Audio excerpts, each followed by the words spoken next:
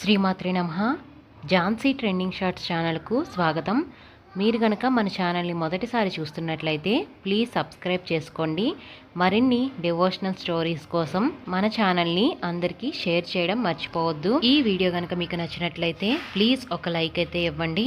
పరమపావనమైనటువంటి లింగమూర్తి ఆ కపిల తీర్థంలో ఉన్నారు. మనకి వెంకటాచలం తెల్లవారి లేస్తే తెలుగువారికి కొంగు బంగారం వెంకటేశ్వర స్వామి వారు. వెంకటేశ్వర స్వామి వారి దర్శనం చెయ్యనటువంటి వారు ఎవ్వరూ ఉండరు. తెల్లవారి లేస్తే ఏ కష్టం వచ్చినా ఏ సుఖం వచ్చినా స్వామి సన్నిధానంలో చెప్పుకుంటాం, ఆయన దగ్గరికి పరిగెడతాం. ఆ వెంకటేశ్వర స్వామి వారు వెలిసినటువంటి 7 కొండలు ఎంత ప్రాచీనమైనవో ఆ బ్రహ్మాండ పురాణంలో ఒక మాట చెప్తారు, వరాహ పురాణంలో. అందులో కృతే వృషాద్రిం వక్షంతి త్రేతాయాం అంజనాచలం ద్వాపరే శేషశైలంతు కలౌ వెంకటాచలం నామాని యుగభేదేన శైలాస్థాస్య భవంతి. కృతయుగంలో దాన్ని వృషాద్రి అని పిలిచారు, త్రేతాయుగంలో అంజనాద్రి అని పిలిచారు, ఆ తరువాత ద్వాపర యుగంలో శేషాద్రి అని పిలిచారు, కలియుగంలో వెంకటాద్రి అని పిలుస్తున్నారు. యుగములు మారిపోయాయి, కానీ ఆ కొండ మాత్రం అలాగే ఉంది. ఆ కొండ ఎంత ప్రాచీనమో కొండ కింద ఉన్నటువంటి ఆ కపిల తీర్థ క్షేత్రంలో ఉన్నటువంటి శివలింగము కూడా అంతే ప్రాచీనం. ఎందుకని? అది స్వయంభూ. ఎప్పుడు ఏర్పడిందో ఎవ్వరికీ తెలియదు కపిల తీర్థం. ఎందుకు చెప్తున్నానంటే ఈ మాట, కపిల తీర్థానికి మీరు ఈ మాట వెళ్ళినప్పుడు, తిరుమల క్షేత్రానికి వెళ్ళినప్పుడు తప్పకుండా కపిల తీర్థానికి వెళ్ళండి, వెళ్లి దర్శనం చెయ్యండి. వెంకటేశ్వరుడు ఒకడు, పరమశివుడు ఒకడు కారు, ఇద్దరూ ఒకటే. ఎందుచేత అంటే చంద్రశేఖర పరమాచార్యులు ఒక అద్భుతమైనటువంటి మాట చెప్తుండేవారు. తిరుమలై. తిరుమలై అంటే ఏమిటండి? తిరు అంటే శ్రీ అని అర్థం, గౌరవవాచకం. మలై అంటే శైలము, కొండ. దాని పేరేమిటి? శ్రీశైలము. తిరుమల నంబి అని శ్రీ మహావిష్ణువుని కొలిచినటువంటి మహాభక్తులు తిరుమల నంబి. ఆయన్ని సంస్కృతంలో పిలవవలసి వస్తే శ్రీశైల పూర్ణులు అని పిలుస్తారు ఆయన్ని. ఇది శ్రీశైలమే. తిరుమలై అంటే శ్రీశైలం, శ్రీశైలం అన్నా శ్రీశైలమే. 2 శ్రీశైలాలే. 2 శ్రీశైలాల్లోనూ ఇక్కడ కరచరణాదులతో కూడినటువంటి స్వామి ఉన్నారు, అక్కడ కరచరణాదులతో కనపడనటువంటి అరూపరూపి అయిన పరమాత్మ ఉన్నారు. ఒకే పరమాత్మ ఏకస్త్వమేవ బహుధా భవభాసి లోకే నిశంకధీర్ వృషభకేతన మల్లినాథ శ్రీభ్రామరి ప్రియ సుఖాశ్రయ లోకనాథ అన్నట్టుగా ఒక పరమాత్మే 2 రూపాలుగా దర్శనమిస్తున్నారు అక్కడ. అందుచేత 2 కాదు ఉన్న పదార్థాలు. అందుకని ఆ కొండ ఎంత ప్రాచీనమో కపిల తీర్థంలో ఉన్నటువంటి స్వామి కూడా అంత ప్రాచీనం. ఆ కపిల తీర్థం ఎంత గొప్పదంటే, పూర్వకాలంలో ఎప్పుడో కృతయుగంలో కపిల మహర్షి పాతాళ లోకంలో శివలింగాన్ని ఒక దాన్ని వెలిసినటువంటి శివలింగానికి పూజ చేసి ధ్యానం చేస్తుండేవారు. ఆ శివలింగం పెరుగుతూ పెరుగుతూ పైకొచ్చింది. అది భూమిని బద్దలు చేసుకుని పైకొచ్చింది. పైకొచ్చి ఇంకా ఇంకా పెరుగుతోంది. పెరుగుతుంటే కామధేనువు గబగబా పరిగెత్తుకొచ్చింది. బ్రహ్మగారు ఆవు రూపంలో వచ్చారు, శ్రీ మహావిష్ణువు గోపాల బాలుడి రూపంలో వచ్చారు. ఈ ఆవు క్షీరధారల్ని అభిషేకించింది, శ్రీ మహావిష్ణువు కాపు కాశారు. ఈ కామధేనువు వచ్చి తన కాలి గిట్ట తీసి శివలింగం మీద పెట్టి ప్రార్థన చేసింది. మా వర్ధస్య, స్వామి ఇక నువ్వు పెరగకు అని అడిగింది. ఇప్పటికీ కూడా కపిల తీర్థంలో ఉండేటటువంటి శివలింగం తల మీద కాలి గిట్ట యొక్క ముద్ర ఉంటుంది. అలాగే సజ్జోజాత అఘోర తత్పురుష వామదేవ ఈశానములనేటటువంటి 5 ముఖాలతో చూస్తూ ఉంటాడు పరమశివుడు. 5 ముఖాల్లో ఆ పశ్చిమాభిముఖంగా ఉండేటటువంటి పరమశివుని యొక్క ముఖానికి ఆ సజ్జోజాతమూర్తికి 3వ కన్ను ఆ శివలింగానికి ఇప్పటికీ కనపడుతుంటుంది. అది అలంకారం చేసినప్పుడు మనం అంతరాలయంలోకి వెళ్లి స్పష్టంగా చూడడం కుదరదేమో అన్న ఉద్దేశ్యంతో దీనికి సంబంధించినటువంటి చిత్తరువులన్నింటినీ సభామంటపంలో పెట్టారు. దర్శించగలిగినటువంటి వాళ్ళు వెళ్లి దర్శించి ప్రార్థన చేయవచ్చు అని. అది శివలింగం మొట్టమొదట తెల్లగా ఉంటుంది, మధ్యలో పసుపు వర్ణంతో ఉంటుంది, బంగారు రంగుతో, పైన ఎరుపు వర్ణంతో ఉంటుంది. ఆ కపిల తీర్థంలో ఉండేటటువంటి కపిలలింగము ఎంత ప్రాచీనమైనటువంటి లింగమో, ఆ పక్కనే ఉండేటటువంటి కామాక్షి అమ్మవారు కూడా అంతే ప్రాచీనమా తల్లి. కామాక్షి అంటేనే, కామ అంటే అందమైన అక్షి కన్నులు కలది కాదు కాదు. కామ అంటే కోరికలను కేవలం తన చూపుల చేత ఇయ్యగలిగినటువంటి తల్లి. శంకరులు సౌందర్యలహరిలో స్తోత్రం చేస్తారు. నఖైర్నాక స్త్రీణాం కరకమల సంకోచ శచిభిః స్తరూణాం దివ్యానాం హసత యువతే చండిచరణౌ ఫలాని స్వస్యేభ్యః కిసలయ కరాగ్రేణ దదత దరిద్రేభ్యో భద్రాం శ్రియమనిష మహ్నాయ దదతౌ అంటారు. అమ్మ మాకు బెంగలేదమ్మా, మేము ఎక్కడున్నా సరే మాకు కామధేను అక్కర్లేదు, కల్పవృక్షం అక్కర్లేదు, అవన్నీ దేవతల దగ్గర ఉన్నాయి, వాళ్ళు ప్రార్థన చేస్తారు. మాకేం కావాలి, మాకేం బెంగలేదు, మేము ఎక్కడున్నా సరే మాకు ఆపదొచ్చిందా అమ్మా అని ఒక్క పిలుపు పిలుస్తాం అంతే. ఆ అమ్మ పాదాలను ఒక్కసారి తలుచుకుంటాం అంతే. ఎక్కడుంటే మాత్రమేమిటి, ఆ తల్లి దృష్టి ఎంత దూరం పెడుతుంది. శంకరులు అంటారు సౌందర్యలహరిలో, దృశాద్రాఘీయస్యాదరదలిత నీలోత్పల రుచ దవీయాంసం దీనం స్నపయ కృపయా మమపి శివే అనేనాయం ధన్యో భవతి నచతే అనిరియత వనేవా హర్మ్యేవా సమకర నిపాతో హిమకర అంటారు. ఈ బ్రహ్మాండములన్నీ ఎంత నిండిపోయాయో అంతకన్నా దాటి అమ్మవారి చూపు చూస్తుంటుందిట. దృశాద్రాఘీయస్యాదరదలిత నీలోత్పల రుచ, నల్ల కలువలు ఎలా ఉంటాయో అలా ఉంటాయట అమ్మవారి కళ్ళు. అందుకని ఆవిడ కళ్ళకి కామాక్షి అని పేరు. కాదుట, కామాక్షి అంటే కామేశ్వరుణ్ణి చూసి చూసి కామేశ్వరుణ్ణి తన కన్నులుగా పెట్టుకుందిట. కాదుట, ఆవిడికి పంచకృత్యపరాయణ అని పేరు. సృష్టి స్థితి లయ తిరోధాన అనుగ్రహములను చేస్తుంది అమ్మవారు. ఆ తిరోధానం అంటే అణువుల కింద మార్చేస్తుంది ప్రపంచాన్ని, దాన్ని తనలో ఉంచుకుని మళ్లీ తిరిగి ఉత్పత్తి చేస్తుంది. అది అనుగ్రహం అంటారు. అలా పంచకృత్యపరాయణ అయినటువంటి తల్లి పరమశివుడు లయమైపోయినటువంటి ప్రపంచాన్ని మళ్లీ సృష్టించాలనేటటువంటి భావన ఏర్పడినప్పుడు ఆ భావన తెలుసుకుని పరమశివుని యొక్క శక్తిగా వ్యక్తీకరింపబడినటువంటి స్వరూపానికి కామాక్షి అని పేరు. కాంచీపురంలో పీఠాది దేవత ఆవిడ. అటువంటి కామాక్షీదేవి అక్కడ వెలిసి ఉంది. మీకు ఆశ్చర్యకరమైన విషయం ఏమిటో తెలుసా అండి? ఎంతంత గొప్ప గొప్ప జ్వరాలు రానివ్వండి, ఎటువంటి తాపములు ఏర్పడనివ్వండి, ఎంత కాలానికి తగ్గనటువంటి జ్వరంతో బాధపడుతున్నవారు, ఎంత కాలానికి తగ్గనటువంటి వ్యాధులతో బాధపడుతున్నవారు. ఆ మధ్యకాలంలో నేను పేపర్లో ఒక సంఘటన చదివాను. ఒక ఆయన వెళ్లి హాస్పిటల్లో చూపించుకుంటే ఆయనకి ఎక్స్రే ఈసీజీ అవి తీసి చాలా పరమ ఉపద్రవకరమైనటువంటి వ్యాధి ఒకటి పొడసూపుతోంది అని చెప్పి డాక్టర్లు నిర్ధారించారు. ఏమో ఉంటామో ఉండవో అనే అనుమానంతో ఆయన ఆపరేషన్ టేబుల్ ఎక్కే ముందు ఒక్కసారి కపిలతీర్థానికి వెళ్లి స్వామి దర్శనం చేద్దామని వెంకటాచలంలో వెంకటాచల ప్రభువుని, కపిలతీర్థంలో పరమశివుణ్ణి దర్శనం చేసి అక్కడ జలపాతం కింద స్వామి పుష్కరిణిలో స్నానం చేసి వెళ్లారు. వెడితే ఆయన్ని మళ్లీ ఆపరేషన్ టేబుల్ మీదకి తీసుకెళ్లే ముందు చూస్తే అందులో ఇంతకు ముందు కనపడినటువంటి వ్యాధి కనపడలేదట. ఇది అబద్ధమని మీరు అనుకుంటారేమో. మీకు కాకినాడలోనే జరిగిన యథార్థమైన సంఘటన ఒకటి చెప్తాను. హైదరాబాద్ లో మహామహోపాధ్యాయ బిరుదాంకితులు పుల్లెల శ్రీరామచంద్రుడు గారని ఉన్నారు. ఆయన 5 సంవత్సరాల క్రితం ఆయనకి హార్ట్ స్ట్రోక్ వచ్చింది. వస్తే ఆయనకి ఎందరో ఐఏఎస్లు శిష్యులు ఉన్నారు. గబగబా ఆయన్ని తీసుకెళ్లారు హాస్పిటల్కి. సోమరాజు గారని చాలా ఫేమస్ కార్డియాలజిస్ట్. ఆయన చూసి, నువ్వు ఇంటికి వెడితే మరణిస్తావు, బైపాస్ సర్జరీ చెయ్యాలన్నారు. వేదమునందు ఆయనకి ఎంతటి నమ్మకం అంటే అదండి భక్తి అంటే, అది ధృతి అంటే. ఈ హృదయ పుండరీకమునందు ఇంతకాలం సీతారాములకి గుడి కట్టి పూజ చేశాను, అటువంటి గుండెకాయని నీ కత్తులతో కెలుకుతావా? మా స్వామి పాదములకు తగలదా కత్తి? వీల్లేదన్నారు అని పక్క దిగి వెళ్ళిపోయారు. వాళ్ళు ఇచ్చిన మందులు పొద్దున్న వేసుకుంటే మత్తుగా ఉంటుందని మధ్యాహ్న కాలం కూర్చుని వేదములలో ఉండేటటువంటి సూర్యమంత్రములన్నిటినీ తీసుకుని తత్తుల్యంగా వాటిలో ఆరోగ్యం భాస్కరాదిచ్చేత్ అద్భుతమైనటువంటి శ్లోకాలు రాశారు. రాసి వాళ్ళ నాన్నగారు మహాపండితులు, ఆయన ప్రార్థనా శ్లోకాలు చేశారట ఆయన శరీరంతో ఉన్నప్పుడు. మహానుభావుడు మన పట్టణంలో ఉప్పులూరి కామేశ్వరరావు గారని మీరు వినే ఉంటారు, ఫిజిక్స్ లెక్చరర్ గారు. ఆయన మహర్షి సదృశులు ఫిజిక్స్ లో. ఆయన ఇదిగో ఆయన వ్రాసినటువంటి ఆ శ్లోకాలని విని మొన్న హైదరాబాద్ లోను ఈ శ్లోకములు ఎట్టి పరిస్థితుల్లో చెక్కు చెదిరిపోకూడదని రామోజీ ఫిలిం సిటీ నుంచి ఒక ఆర్టిస్ట్ ని తీసుకొచ్చి, ఒక సింగర్ ని తీసుకొచ్చి వాటిని సీడీస్ చేశారు. ఒక పక్క నుంచి వేదమంత్రం పెడుతూ ఉంటుంది, ఒక పక్క నుంచి శ్లోకం పెడుతూ ఉంటుంది. అవి త్వరలో ఆవిష్కరింపబడబోతున్నాయి ఆ క్యాసెట్స్. ఎంత శక్తివంతంగా వచ్చాయంటే ఆ క్యాసెట్స్, ఆ మంత్రాల్ని నమ్ముకొని ముందు వీటి ప్రయోగం నేను నా మీద చేసుకుంటానన్నారు శ్రీరామచంద్రుడు గారు. 5 సంవత్సరముల నుంచి పారాయణ చేస్తున్నారు. 70వ సంవత్సరంలో హార్ట్ స్ట్రోక్ వచ్చినప్పుడు హాస్పిటల్ కి తీసుకెడితే ఆపరేషన్ చెయ్యకపోతే ఒక రోజు బతకవని డాక్టర్ల చేత సర్టిఫై చేయబడినటువంటి వ్యక్తి 75వ సంవత్సరంలో ఇవాళకి కూడా ఆయన సంతోషంగా ఉన్నారు. నిన్న రాత్రి 11 గంటలకి నేను కామేశ్వరరావు గారితో మాట్లాడుతుంటే శ్రీరామచంద్రుడు గారి నుంచి హైదరాబాద్ నుంచి ఫోన్ వచ్చింది. ఆ ఫోన్ కి వారి వాణికి ఒక నమస్కారం చేశారు. అది విశ్వాసం అంటే. అందుకని కపిలతీర్థం అంటే సామాన్యమైన క్షేత్రం కాదది. అక్కడ పరమశివలింగముతో పాటుగా ఆనాడు పరమశివుడు జటాజూటంలో పట్టినటువంటి గంగ త్రిపథగై మందాకిని, భాగీరథి, భోగవతి అనేటటువంటి పేర్లతో పాతాళానికి వెడితే ఆ భోగవతి మళ్లీ పైకుబికి అక్కడే పుష్కరిణిగా ఏర్పడింది. అది ఎంత శక్తివంతం అంటే పార్వతీదేవితో పరమశివుడు ఒక మాట చెప్పాడు. పార్వతి, ఈ తీర్థము ఎంత గొప్పదో తెలుసా?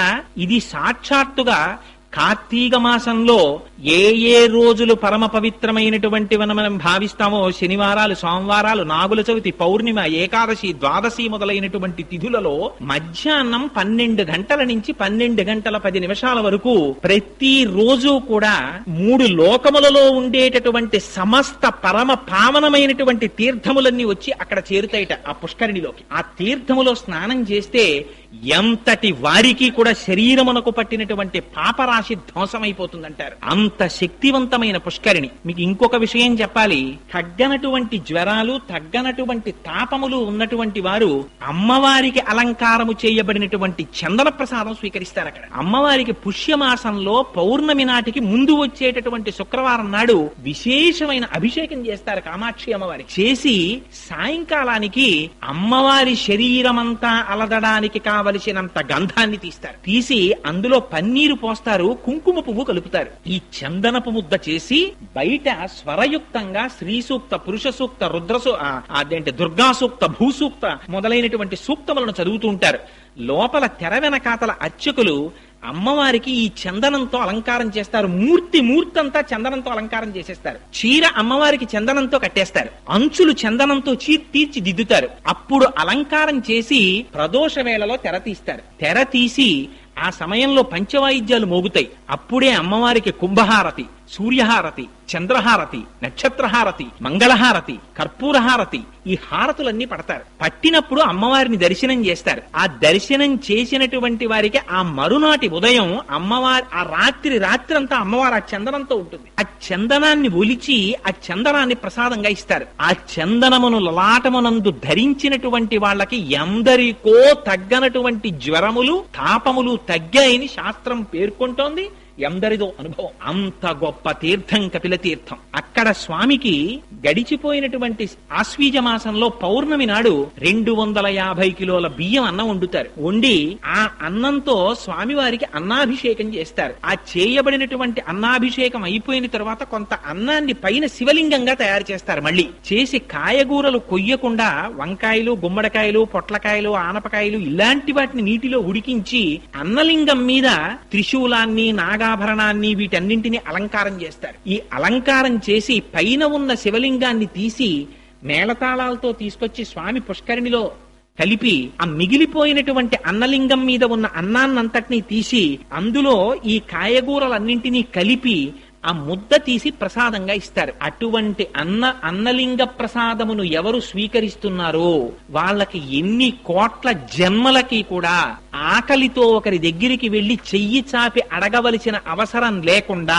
అన్నపానాదులకు లోటు లేనటువంటి స్థితిని వాడు పొందుతాడని ప్రమాణం. అదిగో అటువంటి అన్నాభిషేకం ఆ కపిల తీర్థంలో జరుగుతుంది. కపిల తీర్థం యొక్క గొప్పతనం ఏమిటంటే పితృకార్యం చెయ్యనటువంటి వాళ్ళు, పితృకార్యం మానేసినటువంటి వాళ్ళు, పితృదేవతల యొక్క ఆగ్రహమునకు గురి అయినటువంటి వారు కపిల తీర్థానికి వెళ్లి పితృకర్మ చేసినట్లయితే వారు ఇంతకు ముందు పితృకార్యాన్ని మానివేయడం చేత కలిగినటువంటి పాపము నివృత్తి అవుతుంది. అందుకే వెంకటాచల మహాత్యంలో చెప్తారు. మాధవుడని చెప్పి ఒక బ్రాహ్మణుడు త్రికాలముల యందు సంధ్యావందనం చేసేవాడు. ఆయనకి చంద్రలేఖ అని భార్య. అంత సంతోషంగా ఉన్నవాడికి ఎందుకు పుట్టిందో బుద్ధి కుంతల అనబడేటటువంటి ఎక్కడో పుట్టినటువంటి ఏ సంస్కారము లేనటువంటి ఒక స్త్రీ యందు మోహం కలిగింది. ఆవిడతో జీవించడం మొదలుపెట్టాడు. సురాపానం మొదలుపెట్టాడు. ఆఖరికి ఎంత దూరం వెళ్ళిపోయాడంటే మాంసభక్షణం చేయడం కూడా మొదలెట్టాడు. ఆవిడితో కలిసి కోయపల్లెల్లోకి వెళ్ళిపోయాడు. అటువంటి వాడు ఒకనాడు రాజు తన పరివారముతో కలిసి వెంకటాచల క్షేత్రానికి వెడుతుండగా చూసి వాళ్లతో పాటుగా బయలుదేరి వెళ్ళాడు. వెళ్లి వాళ్ళందరూ కూడా మొట్టమొదట కపిలతీర్థానికి వెళ్లి అక్కడ పితృకార్యం చేశారు. ఈయన కూడా వాళ్లతో వెళ్లి పితృకార్యం చేసి మట్టి ముద్దలు తీసి పిండములుగా సమర్పించాడు. ఎందుకని తనకేమీ లేదు కనుక. తనేమి తింటున్నాడో దానితోనే పిండ ప్రదానం చేయాలి. అందుకని మట్టి ముద్దలతో పిండ ప్రదానం చేశాడు. వెంటనే ఆయన శరీరమునకున్నటువంటి పాపరాశి ధ్వంసమైంది. తరువాత వెంకటాచల పర్వత సానువులనెక్కి పైకెక్కాడు. అక్కడికెక్కి స్వామి పుష్కరిణిలో స్నానం చెయ్యగానే బ్రహ్మాది దేవతలు ప్రత్యక్షమై నీకు భవిష్యత్తులో నువ్వు ఆకాశరాజుగా జన్మిస్తావు, నీకు జన్మించినటువంటి కుమార్తె పద్మావతి వెంకటాచలపతికి భార్య అవుతుందని వరం ఇచ్చారు. అందుకని ఆ వెంకటాచలంలో ఉన్నటువంటి ఆ కపిల తీర్థంలో ఉన్నటువంటి ఆ తీర్థం అంత గొప్ప తీర్థం. అది సాక్షాత్తుగా పాతాళంలో భోగవతి పైకి పొంగింది. కపిల తీర్థంలో దర్శించవలసినటువంటి మహాద్భుతమైనటువంటి విషయం వేరొకటి ఏమిటంటే, ఆ కపిల తీర్థానికి దాటి కొంచెం పక్కకి రాగానే మీరు ఎక్కడా చూడనటువంటి విచిత్రమైనటువంటి మూర్తి సోమస్కంద మూర్తి ఉంటారు అక్కడ. ఆ పక్కన ఉన్న అరుగు ఉంటుంది, ఆ అరుగు మీద సోమస్కందుడు ఉంటారు. ఈ మాట మీరు ఎవరైనా వెళ్ళినప్పుడు తిరుమల క్షేత్రానికి తప్పకుండా దర్శనం చేయండి. ఆ సోమస్కందుడు ఏర్పడడం వెనకాతల ఒక కథ ఉంది. రాజేంద్ర చోళుడనేటటువంటి చక్రవర్తికి కలలో కనపడి పార్వతీ పరమేశ్వరులు ఆదేశించారు, నన్ను సోమస్కందుడిగా అక్కడ ప్రతిష్ఠ చేయమని. అందుచేత సోమస్కంధమూర్తి వెలిశారు. సోమస్కందుడు అంటే సా ఉమా స్కంధ. పరమశివుడి పక్కన పార్వతీదేవి, పార్వతీదేవి పక్కన స్కంధుడు ఉంటారు, సుబ్రహ్మణ్యేశ్వర స్వామి. ఆయన తల్లిదండ్రులు ఎంత పెద్ద ఆఫీసర్లు అయితే మాత్రం, ఇద్దరు ఐఏఎస్ ఆఫీసర్లే అనుకోండి తల్లిదండ్రులు, పిల్లాడు వాళ్ళిద్దరి మధ్యలో కూర్చొని ఆడుకోవడం మానేస్తాడు ఏమిటి? అమ్మో మా నాన్నగారు పెద్ద చీఫ్ సెక్రటరీ, మా అమ్మగారు పెద్ద ఐఏఎస్ ఆఫీసరు, వీళ్ళిద్దరి మధ్యలో నేను ఆడుకోకూడదు అనుకుంటాడు వాడు. అలా పార్వతీ పరమేశ్వరుల మధ్యలో నిలబడి ఆ పిల్లవాడు ఆడుకుంటూ సంతోషంగా కనపడతాడు, చేతులూపుకుంటూ సుబ్రహ్మణ్యేశ్వరుడు. అదిగో అటువంటి మూర్తికి సోమస్కంధమూర్తి అంటారు. ఆ సోమస్కంధమూర్తిని దర్శనం చేసినంత మాత్రం చేత పరమశివానుగ్రహం కలిగి ఉల్లాసవంతంగా ఎటువంటి సమస్యలున్నా సమస్యలు తీరుతాయిట. అటువంటి సోమస్కంధుడు ఉంటాడు. ఆ పక్కనే ధనిశ్చండు అని ఒక మూర్తి ఉంటారు. మనకి శివాలయాలన్నింటిలోనూ కూడా చండీశ్వరుడు ఉంటాడు. ఇక్కడ ఉన్నారు కదా స్వామి, వెనకాతలే ఉంటారు. ఆ చండీశ్వరుడు గురించి చంద్రశేఖర పరమాచార్యులు వారు ఎప్పుడు చాలా అందమైన మాట ఒకటి మాట్లాడేవారు. చండీశ్వరుడు అన్న మాట ఎప్పుడు చెప్పినా చంద్రశేఖరులు ఏమనేవారంటే, మనలా పుట్టి పరమశివ కుటుంబంలో 5వ వాడైన వాడు అనేవారు. ఎందుకని? శివుడు, పార్వతి, గజాననుడు, సుబ్రహ్మణ్యుడు, ఈ నలుగురు కాకుండా దక్షిణ భారతదేశంలో ఎప్పుడెప్పుడు ఊరేగింపు జరిగినా అప్పుడప్పుడు ఈ చండీశ్వరుణ్ణి కూడా 5వ వాడిగా తీసుకెడతారు. ఆయన కుటుంబంలో ఒక సభ్యుడైపోయాడు.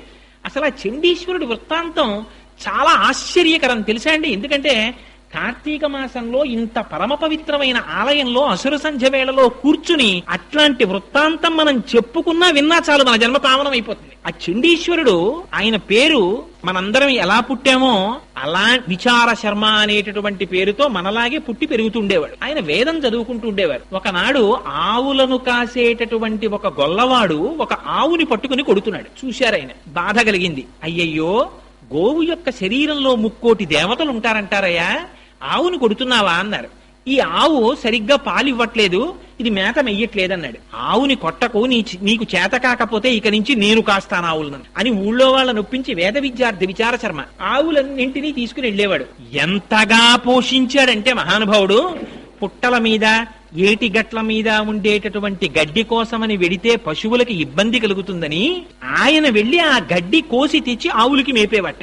ఎప్పుడు వేదం చెప్పుకుంటూ కూర్చునేవట్ట. పరవశించిపోయి ఆవులన్నీ ఆయన దగ్గరికి వచ్చి తమకు ఉన్నటువంటి 4 శిరములలో ఒక శిరము నుంచి పాలు విడిచిపెడుతుండేవిట ఆయన తాగమని. ఆయన నేను త్రాగడం ఏమిటని దొన్నెలలో ఆ పాలు పట్టి తీసుకుని వెళ్లి ఓ చెట్టు కింద పెట్టి ఒక సైకతలింగాన్ని ఏర్పాటు చేసుకుని ఆకు దొన్నెలలో పువ్వులు తెచ్చి ఈ పాలతో పరమశివుడికి అభిషేకం చేసుకుంటుండేవాడు సైకతలింగానికి. ఒకనాడు అరణ్య మార్గంలో అటుగా వెళ్ళిపోతున్నటువంటి ఆ ఊళ్ళో ఉన్న ఒక వ్యక్తి చూసి ఈ పిల్లవాడు ఆవుల నుంచి వచ్చినటువంటి పాలని తీసి సైకతలింగానికి పూజ చేసి వృధా చేస్తున్నాడని వెళ్లి అక్కడ ఉండేటటువంటి ప్రజలతో చెప్పారు. వాళ్ళందరూ విచార శర్మ యొక్క తండ్రి గారిని గద్దించి అడిగారు, మీ పిల్లవాడు, అప్పటికి వాళ్ళకి శుభ్రంగా ఆవు పాలు వస్తున్నాయి, అయినా ఈ పిల్లవాడు కొన్ని పాలు వృధా చేసేస్తున్నాడని వాళ్ళకి బాధ.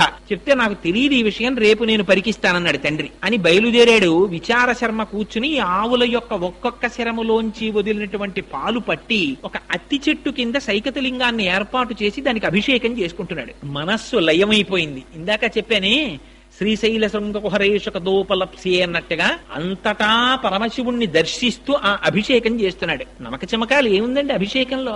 నమక చమకాలన్నీ అన్నింటిలో నువ్వున్నావు, అన్నింటిలో నువ్వున్నావు, అన్నింటిలో నువ్వున్నావు, అన్నింటిలో నువ్వున్నావు, అంతే నమ్మకం అంటే. అంతా నువ్వే అని చెప్పడమే. పేన్యాయచ సికత్యాయచ చోరాయచ శిష్ప్యాయచ, ఇందులో లేడు. దొంగలో నువ్వే, దొంగలో నువ్వే, వడ్రంగిలో నువ్వే, నురుగులో నువ్వే, నీటిలో నువ్వే, నిప్పులో నువ్వే, అడవిలో నువ్వే, ఆ పైన మెరిసే మెరుపులో నువ్వే, విద్యుత్తులో నువ్వే, భూమి మీద నువ్వే, నువ్వు తప్ప ఇంకొకటి లేదని చెప్పడమే నమ్మక చమకాలు. అటువంటి దర్శనం చేస్తూ ఆ అభిషేకం చేసుకుంటున్నాడు. ఆ అభిషేకం జరుగుతున్నటువంటి సమయంలో తండ్రి చూశాడు, అరే రేవిడి ఇన్ని పాలు వృధా చేసేస్తున్నాడు రా, అని ఒక కర్ర ఒకటి పట్టుకొచ్చి ఆ పిల్లవాడిని విపరీతంగా బాదాడు. కానీ ఆ పిల్లవాడి మనస్సంతా లయమైపోయి ఉంది పరమశివుల్లో. లయమైపోయినటువంటి వాడికి ఏది వినపడుతుంది కనుక, ఏం తగులుతుంది కనుక, తన్ను నిశాచురుల్ పొడవ దైత్యకుమారుడు మాటిమాటికో పన్నగశాయి, ఓ ధనుజభంజన, ఓ జగదీశ, ఓ సర్వాపన్న శరణ్య, ఓ అఖిల పావనయంచు నుతించు కాని తా కన్నుల నీరుతాడు భయకంప సమేతుడు కాడు భూవర అంటారు. ఆనాడు ప్రహ్లాదుండి బాధిస్తే ఆ లక్ష్మీనారాయణుల్ని తలుచుకుంటూ ఆ బాధలన్నీ మరిచిపోతే స్వామివారు ప్రహ్లాదుండి రక్షించుకున్నట్టుగా పరమశివుడు రక్షించుకున్నాడు ఆ పిల్లాన్ని. చిట్ట చివర తండ్రికి అసహనం వచ్చింది. ఒరే కొట్టి కొట్టి నా చేతులు నెప్పెడుతున్నాయి కానీ వీడు అభిషేకం మానట్లేదురా అని అక్కడ ఉన్నటువంటి పాలకుండని తన కాలుతో తన్నాడు. ఆ కుండ పగిలిపోయేటప్పటికి పిల్లవాడు బహిర్ముఖుడయ్యాడు. వాడికి ఆగ్రహం వచ్చింది. దేనికి ఆగ్రహం వచ్చింది? నేను జయిస్తున్నటువంటి శివాభిషేకానికి అంతరాయం కల్పించాడు అని అక్కడ పశువులు కాసేటటువంటి కర్ర తీశాడు. ఎంతవరకు నిలబడతాడో చూడాలనుకున్నారు పరమశివుడు. దాన్ని గొడ్డలిగా మార్చారు. కర్రో గొడ్డలో నాకు అనవసరం, చేస్తున్నటువంటి శివాభిషేకానికి అంతరాయం చేశాడు అని గొడ్డలి తీసి తండ్రి కాళ్ల మీదకి విసిరాడు. ఆ గొడ్డలి తగిలింది, కాళ్లు తెగిపోయి తండ్రి కింద పడి రక్త ప్రవాహం జరిగి మరణించాడు. లెక్క పెట్టలేదు. మళ్లీ అభిషేకం మొదలు పెట్టేశాడు. చూశారు పరమశివుడు, ఆశ్చర్యపోయి మహానుభావుడు ఆయన సగుణాకారంబుగా చూపవే అని ప్రత్యక్షమయ్యారు. ఇంత పిల్లవాడివి, ఇంత భక్త్యా అని పొంగిపోయి తన చేతులతో ఆలింగనం చేసుకున్నారట. ఎప్పుడైతే శివస్పర్శ కలిగిందో తేజోమయ శరీరుడైపోయాడు. ఆయనకి వరం ఇచ్చారు పరమశివుడు, ఈనాటి నుంచి నీకు నాకు సమర్పించబడినటువంటి సమస్త పదార్థములు నీకు చూపించి స్వీకరించాలి. శివాలయంలో ఇదొక అలవాటు ఉంటుంది. ప్రతి వాళ్ళు వెళ్లి చండీశ్వరుడి దగ్గరికి వెళ్ళి ఇలా ఇలా ఇలా తప్పట్లు కొడతారు. ఎందుకండి ఆ తప్పట్లు అని అడిగాం అనుకోండి, ఆయనకి చెవుడండి అంటారు. ఆయనకి చెవుడేమిటి? అదో మహాపరాధం కూడాను. చండీశ్వరుడికి చెవుడని ఎక్కడా చెప్పలేదు. ఏమని చెప్పారంటే ఆయన్ని ధనిశ్చండు అని చెప్పారు. శంకర భగవత్పాదులంతటి వారు సౌందర్యలహరిలో ఒక శ్లోకం రాశారు. రణేజిత్వా దైత్యానపహృత్రై కవచిభి విశాఖేంద్రో పేంద్రో శశివిశిత కర్పూర శకలం అని. అందులో ఆ సుబ్రహ్మణ్యుడు మొదలైనటువంటి వాళ్ళు శత్రువుల్ని గెలిచి ఆ సంతోష వార్త చెప్పాలని గబగబా వచ్చేస్తున్నారు అమ్మ దగ్గరికి. వచ్చేసేటప్పుడు అమ్మ దగ్గరికి ఎడుతున్నాం, అమ్మ మూడు లోకములను పూజింపబడే తల్లి అని పైన హెల్మెట్ ఉంటుంది కదా, పైన పెట్టుకున్న కిరీటం, ఆ కిరీటాలు శిరస్త్రాణాలు ఇవన్నీ తీసేశారు. కానీ ఇది విప్పలేదట, కవచం విప్పలేదట. ఎందుకంటే కవచం విప్పుకోవడానికి కొంత టైం పడుతుంది. పిల్లలు ఇంటికి వస్తారు మధ్యాహ్నం అన్నానికి, 3వ క్లాస్ వరకు చదువుకునే పిల్లలు. వాడు ఇంటికి వస్తాడు, ఆకలి, అమ్మా అన్నం పెట్టయ్యమ్మా అంటాడు. ఆ బ్యాగ్ తీసి ఇంట్లోకి గుభేల్మని విసిరేస్తాడు, చాకలి మూట విసిరేసినట్టు. ఆ బూట్లు ఇప్పేసి గబగబా బయట వదిలి బారేస్తాడు. సాక్స్ మాత్రం విప్పడం. ఎందుకని అంటే కొంచెం కూర్చుని కిందకి లాక్కోవాలి, అది వాడే కింద పడిపోతాడు. అందుకని సాక్స్ తో ఇంటికి వచ్చేస్తాడు. ప్రతి తల్లికి పెద్ద బాధ ఏమిటంటే, ఒరే నీ సాక్స్ ఉతకలేక నేను బాధపడిపోతున్నాను రా అంటారు. అరికాళ్ళన్నీ మెట్టే. అది ఎక్కడ వరకు ఉందిట.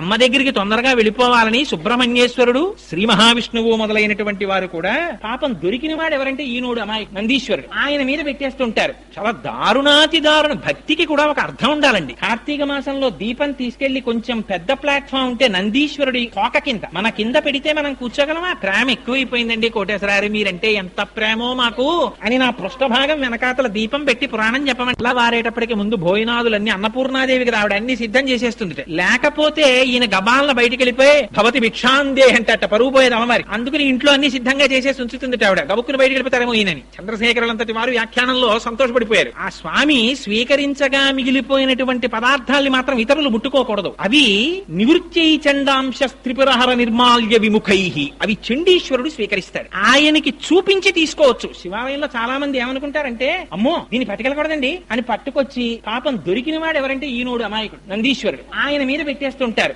చాలా దారుణాతి దారుణ. భక్తికి కూడా ఒక అర్థం ఉండాలండి. కార్తీక మాసంలో దీపం తీసుకెళ్లి కొంచెం పెద్ద ప్లాట్ఫామ్ ఉంటే నందీశ్వరుడి తోక కింద మన కింద పెడితే మనం కూర్చోగలం.